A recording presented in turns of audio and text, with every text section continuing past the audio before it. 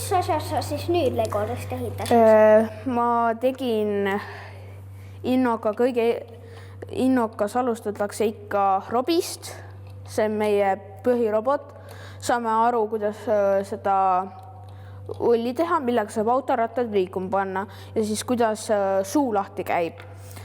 Robil on suu, siis robi ees on Minna ja see on tema Minna kaaslane Max. Robi on päris vihane praegu. Robi tahab süüa, siis Robil on kala, siis kui ta kala näeb, ehk siin ta sees on liikumisandur, on ühendatud ajuga, aju on ühendatud arvutiga, arvutis on programm, mis annab käskluse üle Robile ja siis Robi kuulab arvuti sõna. Ma ei teadnudki, et innokas nii vägevaid asju leidub. Kristo, ma sain siit väga tarkaks.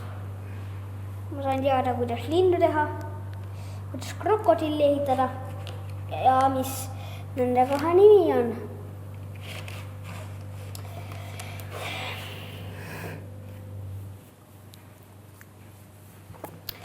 Sellega täna lõpetame. Me Noorteteadlaste TV.